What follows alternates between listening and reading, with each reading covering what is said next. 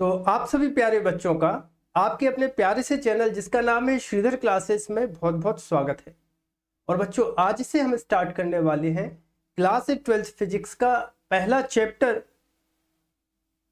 जिसका नाम है विद्युत आवेश तथा क्षेत्र। इस चैप्टर को हम स्टार्ट करने वाले हैं, मतलब आज से ही आपका कोर्स स्टार्ट होने वाला है। तो यहाँ पर मैंने थ्योरी और थ्योरी के साथ में न्यूमेरिकल्स को लेके चला हूँ, ताकि यदि आप कोई कंपटीशन एग्जाम जैसे जीमेस या नीट की तैयारी कर रहे हो तो वो भी आपकी हो सके। बस आपको इतना ध्यान रखना है कि जो आप क्लास 11th में गलती करके आए हो उनको 12th में नहीं दोहराना, ठीक है। मैं हूँ श्रीधर आचार्य। तो चलिए वीडियो को स्टार्ट करते हैं और समझते हैं पहला चैप्टर। तो यहाँ पर देखिए, इस यूनिट का इंग्लिश में नाम होता है इलेक्ट्रोस्टैटिक्स। तो यहां पर इलेक्ट्रो का मतलब होता है आवेश, ठीक। और इसके बाद क्या है, स्टैटिक्स। तो स्टैटिक्स का मतलब होता है स्थिर, ठीक है। मतलब इस पूरी यूनिट में हमें स्थिर आवेशों का अध्ययन करना है। अब स्थिर आवेश अपन को मिलेंगे कहां पर, तो देखो इसको हम एग्जाम्पल से समझते हैं। दैनिक जीवन में आपने देखा होगा कि जब हम बालों को कंघी करते हैं तो बालों से कई बार बालों और कंघी के बीच में चट की आवाज आती है। और यदि कंघे को कागज के छोटे छोटे टुकड़ों के पास लेके जाएं या चिड़िया के पंखों के पास लेके जाएं तो वो उसकी ओर क्या होने लगते हैं, आकर्षित होने लगते हैं। या फिर आपने ठंड के दिनों में देखा होगा, यदि हम ऊनी कपड़े को पहने या शरीर से अलग करें तो तुमने देखा होगा कि चट की आवाज आती है। यदि उस ऊनी कपड़े को अपने रोए के पास लेके जाए तो वो रोए खड़े हो जाते हैं। तो यहां पर ये जो ऊर्जा है ना बेटा, इसी ऊर्जा को हम कहते हैं स्थिर वैद्युत।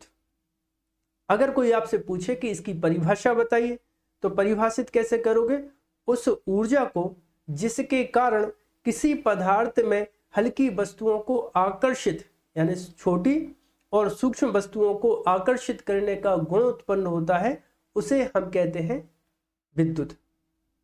अब चूंकि यहां पर उत्पन्न विद्युत एक स्थान से दूसरे स्थान तक बह तो नहीं रही, इसलिए इसका नाम रखा गया स्थिर वैद्युत। क्योंकि ये रगड़ने या घर्षण के कारण उत्पन्न हुई है। याद करो जरा, कंघी को क्या कर रहे हैं अपन, बालों से रगड़ रहे।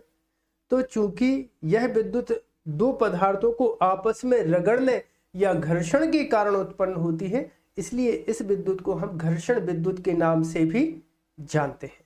बच्चों, अब हम सीखते हैं विद्युत आवेश का इलेक्ट्रॉनिक सिद्धांत। मतलब हमें सीखना है कि कोई भी वस्तु किस प्रकार आवेशित होती है। और यदि आपने इस कॉन्सेप्ट को बहुत अच्छे से समझ लिया, मतलब पूरा चैप्टर आपकी मुट्ठी में है, तो इस बात को आपको बहुत ध्यान से सुनना है और समझना है। देखिए, हम सभी जानते हैं कि प्रत्येक पदार्थ मिलकर बना होता है अणुओं से, और अणु मिलकर बने होते हैं परमाणु से।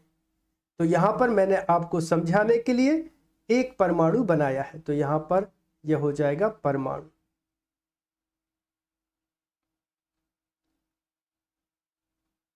अब परमाणु के केंद्रीय भाग को बच्चों कहते हैं नाभिक। मतलब यहां पर ये जो दिख रहा है ये है परमाणु का नाभिक। अब यहां पर देखिए, नाभिक में होते हैं दो प्रकार के कण, एक होता है न्यूट्रॉन और दूसरा होता है प्रोटॉन। चूंकि प्रोटॉन पर धनावेश होता है और न्यूट्रॉन पर कोई आवेश होता नहीं है। याद है क्लास 9th से आप पढ़ते आ रहे हो न्यूट्रॉन और प्रोटॉन इलेक्ट्रॉन के बारे में। बताइए न्यूट्रॉन पर कितना आवेश होता है जरा। सर, न्यूट्रॉन पर कोई आवेश नहीं होता। बिल्कुल सही है। जब न्यूट्रॉन पर आवेश होगा ही नहीं, मतलब उसकी हमें यहां पर चर्चा करनी ही नहीं है। अब बचे कौन, बचे यहां पर इलेक्ट्रॉन और प्रोटॉन। तो यहां पर देखो, ये जो ग्रीन कलर से आपको दिख रहा है ये है इलेक्ट्रॉन, और यहां पर ये जो आपको ब्लू कलर से दिख रहा है ये है प्रोटॉन। तो प्रोटॉन तो नाभिक के अंदर होता है, और बचा इलेक्ट्रॉन। तो इलेक्ट्रॉन नाभिक के चारों ओर विभिन्न प्रकार की कक्षाओं में क्या लगाते हैं, चक्कर लगाते हैं। परिमाण में प्रत्येक इलेक्ट्रॉन और प्रोटॉन के आवेश बराबर होते हैं। ध्यान से सुनना मैंने क्या बोला, परिमाण में प्रत्येक इलेक्ट्रॉन और प्रोटॉन के जो आवेश होते हैं वो बराबर होते हैं। मतलब कितना आवेश होगा, वो आवेश होता है 1.6 इंटू 10⁻⁻19 कूलम आवेश। ठीक है, क्यू बराबर इतना आवेश होता है इलेक्ट्रॉन और प्रोटॉन पर परिमाण में। वो तो मैं आपकी बात समझ रहा हूं कि इलेक्ट्रॉन होगा तो यहाँ पे माइनस लगा देना और प्रोटॉन होगा तो यहाँ पर प्लस लगा देना। बात समझ गए।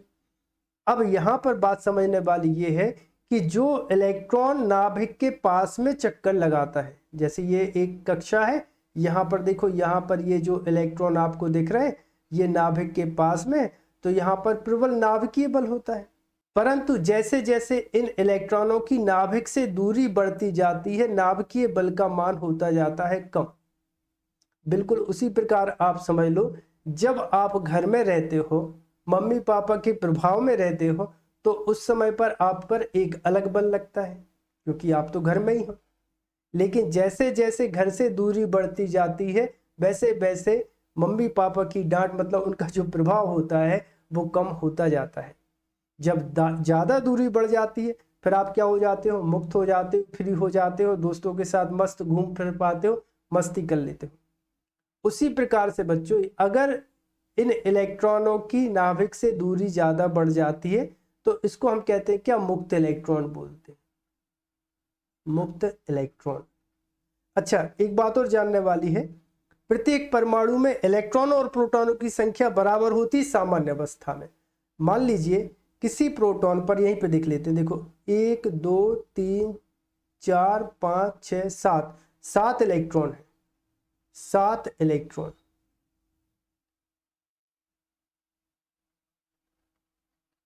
ठीक है, मतलब इस पे 7 प्रोटॉन भी होंगे। कितने प्रोटॉन होंगे, 7 प्रोटॉन होंगे। मतलब सामान्य अवस्था में जो परमाणु होता है वो विद्युत उदासीन होता है, ना तो धन प्रभाव प्रदर्शित करता है ना ऋण प्रभाव प्रदर्शित करता है। मतलब इस पर Q बराबर अभी आवेश कितना है, 0 है, कोई आवेश इस पर अभी है नहीं, ऐसा मान के चलते हैं। अब आखिरी कक्षा के इलेक्ट्रॉन को क्या बोल रहे हैं, मुक्त इलेक्ट्रॉन बोल रहे हैं। जब इस मुक्त इलेक्ट्रॉन को अगर हम ऊर्जा दे दें तो ये क्या करेगा, इस परमाणु को छोड़कर दूसरे परमाणु पर चला जाएगा। अब मान लीजिए, यहां पर मैं थोड़ी जगह बना लेता हूं।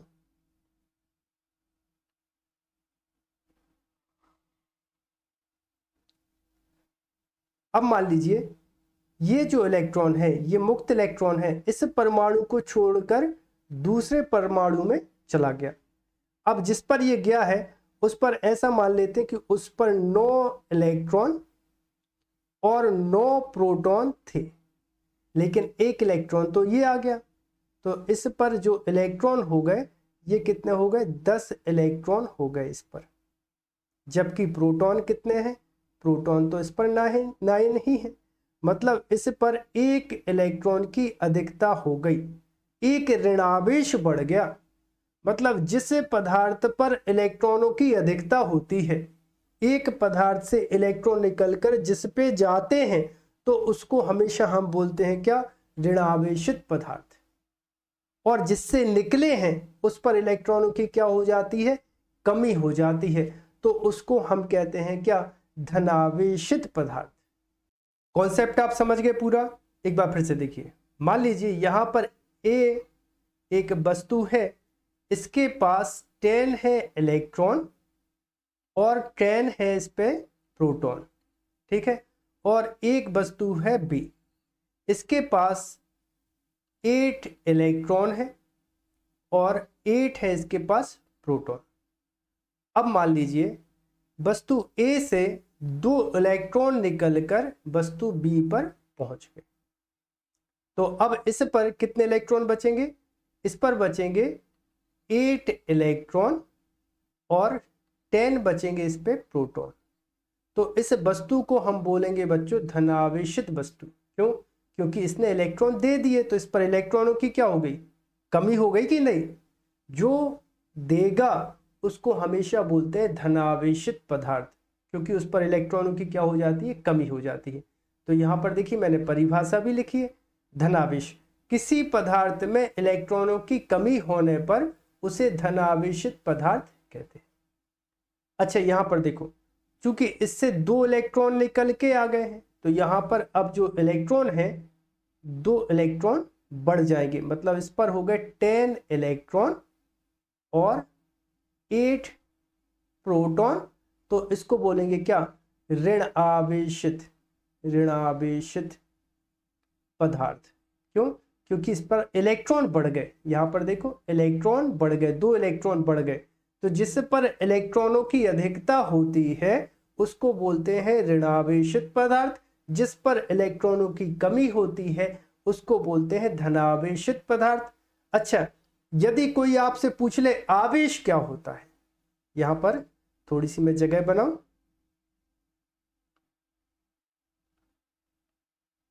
कोई आपसे पूछ ले कि आवेश क्या होता है तो क्या बोलोगे, आवेश किसी पदार्थ में उत्पन्न वह आंतरिक गुण होता है जिसके कारण वह विद्युत और चुंबकीय गुणों का प्रदर्शन करने लगता है। अब किस प्रकार विद्युत और चुंबकीय गुणों का प्रदर्शन करेगा ये आगे अपन चैप्टर में देख लेंगे। ठीक है, मतलब क्या है, आवेश किसी पदार्थ में उत्पन्न एक प्रकार का क्या होता है, गुण होता है। अब कोई आपसे पूछे आवेश को प्रदर्शित किससे करते हैं, तो आवेश को बच्चों प्रदर्शित करते हैं हमेशा Q से। और आवेश क्या होता है, अदिश राशि होता है। कैसी राशि होता है, अदिश राशि होता है। इसको साधारण बीजगणित द्वारा जोड़ते घटाते हैं। मतलब जैसे किसी वस्तु पर 2 कूलाम आवेश है और उस पर 2 और कूलाम आवेश है तो टोटल कितना आवेश हो जाएगा, 4 कूलाम हो जाएगा। मतलब सीधे सीधे आप जोड़ते हैं, अदिश राशि होती है। और बच्चों इसका जो सूत्र होता है, देखिए धारा विद्युत का सूत्र याद है क्या, I बराबर कितना होता है, Q/T। तो यहां से अगर आवेश के बराबर कर दोगे तो आवेश बराबर हो जाएगा I × T। मतलब आवेश का सूत्र बनेगा आवेश बराबर धारा गुणित समय। ठीक है। अच्छा अगला, आवेश का ऐसा ही मात्रक होता है कूलाम। वैज्ञानिक कूलाम के नाम पर, वैज्ञानिक कौन से वैज्ञानिक है, कूलाम के नाम पर आवेश का मात्रक, आवेश का मात्रक क्या होता है, कूलाम होता है। ठीक है। इसके अतिरिक्त अगला गुण होता है बच्चों, यदि कोई एक यहां पर धनावेश है और यहां पर दूसरा धनावेश है, एक दूसरे के विद्युत क्षेत्र में रखा है, तो ये हमेशा एक दूसरे को प्रतिकर्षित करेंगे। ये इस डायरेक्शन में इसको प्रतिकर्षित करेगा, ये इस डायरेक्शन में यहाँ पर प्रतिकर्षित करेगा। मतलब समान प्रकृति के आवेशों के बीच में प्रतिकर्षण बल लगता है। और यदि यहाँ पर एक धन है और यहाँ पर एक ऋण है तो यहाँ पर एक दूसरे के बीच में आकर्षण बल लगेगा। यहाँ पर ऋण है, यहाँ पर ऋण है, तो इनके बीच में भी क्या लगेगा, प्रतिकर्षण बल लगेगा। अच्छा एक और काम की बात है जो आपके जानने योग्य है, तो यहाँ पर मैं आप लोग बोलो तो थोड़ी सी जगह बना लूं।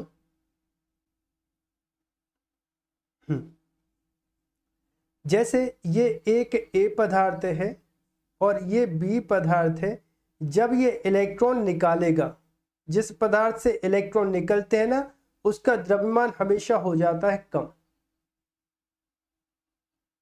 द्रव्यमान क्या हो जाता है, कम। बोलो बात क्लियर है। जैसे आपको क्वेश्चन आ गया कि धातु के गोले को धनावेशित किया गया है, इसका द्रव्यमान बढ़ जाएगा कि कम हो जाएगा। तो जब भी धनावेशित किसी पदार्थ को करोगे तो उसका द्रव्यमान हमेशा कम हो जाएगा। और जिस पर ऋणावेश होगा, जिस पर ऋणावेश होगा उसका द्रव्यमान हमेशा बढ़ जाएगा। धनावेशित किया द्रव्यमान कम हो गया, ऋणावेशित किया द्रव्यमान बढ़ जाएगा। बोलो इतनी बातें क्लियर है क्या? ओके बच्चों, अब सीखते हैं विद्युत आवेश का क्वांटिमीकरण, क्वांटाइजेशन ऑफ इलेक्ट्रिक चार्ज। चाहे आपका 12th बोर्ड हो या फिर कंपटीशन एग्जाम हो जैसे नीट या जी मेंस है, इस पर बेस्ड क्वेश्चन जरूर परीक्षा में पूछे जा सकते हैं। इसको हमें बहुत अच्छे से समझना भी है और फिर इस पर बेस्ड हम क्वेश्चन भी सॉल्व करेंगे। तो यहाँ पर देखो, विद्युत आवेश का क्वांटिमीकरण ये बताता है कि किसी भी प्रकार की वस्तु पर अगर वो आवेशित है तो उस पर कितना आवेश होगा। तो उस पर आवेश होता है बच्चों Q बराबर प्लस माइनस NE, इतना आवेश होगा। इस सूत्र की सहायता से हम किसी भी आवेशित पदार्थ पर आवेश की मात्रा निकाल सकते हैं। अब इसको डिटेल में समझते हैं। देखो, जैसे मान लीजिए मैंने आपसे कहा कि आप बाजार जाइए और टीवी खरीद के लाइएगा, तो आप लाओगे पूरी की पूरी टीवी लेके आओगे या टीवी को आधा करके लेके आओगे? लो सर कैसी बात करते हो, जब टीवी की बात कर रहे हो तो एक पूरी की पूरी टीवी लेके आऊंगा। मैं आपसे बोलूंगा 2 टीवी लेके आओ तो आप 2 लेके आ जाओगे, मैं बोलूंगा 3 टीवी लेके आओ तो आप 3 टीवी लेके आओगे। लेकिन 3.5 टीवी लेके आओ ऐसा मैं बोलूंगा तो आप ला सकते हो क्या? लेके जरूर आ जाओगे, लेकिन जो आधी टीवी है वो कोई काम की नहीं रहेगी। उसी प्रकार से बच्चों, जब किसी भी प्रकार की वस्तु पर इलेक्ट्रॉनों का स्थानांतरण होता है तो वो हमेशा पूर्ण गुणक में होता है। बात समझो, या तो जैसे ये कोई एक वस्तु है A और ये कोई वस्तु है B, तो वस्तु A से वस्तु B पर या तो 1 इलेक्ट्रॉन जाएगा, 2 इलेक्ट्रॉन जा सकते हैं, 3 इलेक्ट्रॉन जा सकते हैं, कभी भी इलेक्ट्रॉन अपॉन 3 ऐसा नहीं हो सकता। मतलब इलेक्ट्रॉन को विभाजित नहीं किया जा सकता। यही हमें बताता है विद्युत आवेश का क्वांटमीकरण। प्रत्येक आवेशित पदार्थ पर आवेश की मात्रा माने Q। Q मतलब क्या हो जाएगा? आवेश की मात्रा, आवेश की मात्रा। ओके, और यहां पर N का मतलब होगा इलेक्ट्रॉनों की संख्या कि कितने इलेक्ट्रॉन स्थानांतरित हो रहे हैं। 1 2 3 डैश डैश डैश इलेक्ट्रॉनों की संख्या। और एक इलेक्ट्रॉन का जो आवेश होता है बच्चों वो कितना होता है? 1.6 into 10 to the power -19 coulomb. ये होता है एक इलेक्ट्रॉन का आवेश। ओके, अब बच्चों इस पर आधारित हम कुछ न्यूमेरिकल्स सॉल्व करते हैं तो कॉन्सेप्ट आपका बिल्कुल हो जाएगा क्लियर। देखो, जैसे क्वेश्चन है 1 कूलम आवेश में कितने इलेक्ट्रॉन होते हैं। तो यहां पर देखिए आवेश हमें दे के रखा है कितना? 1 कूलम। तो आवेश हमें देके रखा है Q बराबर 1 कूलम। कितने इलेक्ट्रॉन होते हैं? तो इलेक्ट्रॉनों की संख्या को हम दर्शाते हैं किससे बच्चों? N से। तो N हमें क्या करना है? ज्ञात करना है। और एक इलेक्ट्रॉन का जो आवेश होता है वो कितना होता है? 1.6 into 10 to the power -19 coulomb. ये एक इलेक्ट्रॉन पर आवेश होता है। अब विद्युत आवेश के क्वांटीकरण का सूत्र होता है क्या? Q बराबर प्लस माइनस NE। तो यहाँ पर तो धन आवेश है, माने क्या हो जाएगा? Q बराबर NE। N निकालना है अपन को, देखो जरा। सो N के बराबर करोगे तो कितना हो जाएगा? Q बटा हो जाएगा E। सो N बराबर करोगे तो Q का मान रख दो। Q का मान है 1 कूलम, तो यहाँ पे आ जाएगा 1 बटे एक इलेक्ट्रॉन का आवेश कितना होता है? 1.6 into 10 to the power -19 coulomb. ये हो गया। अच्छा देखो, 19 को ऊपर लेके आओ तो ये हो जाएगा कितना? देखो ये हो जाएगा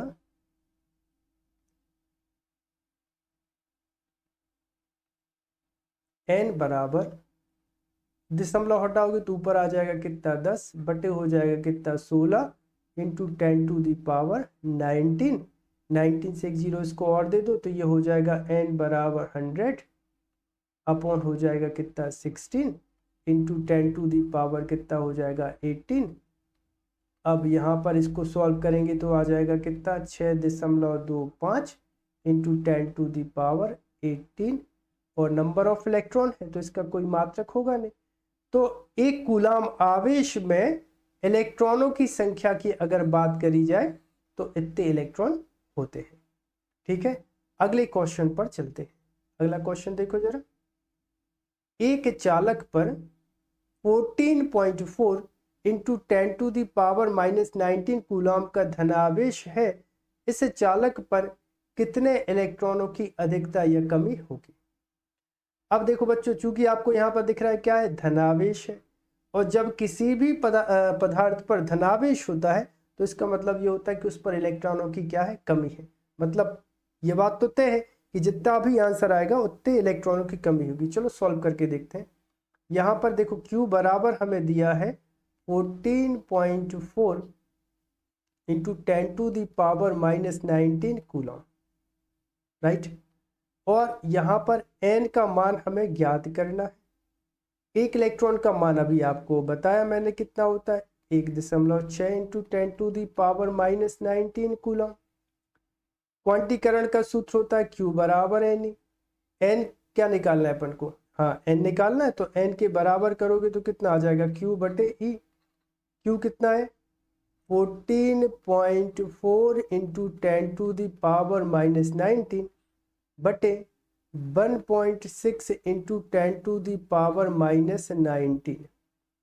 देखो जरा, यहाँ पर दशमलव से दशमलव गया, 16 एकम 16 और 16 ही नम्मा हो जाएगा 144, और इससे ये क्या हो जाएगा कैंसिल।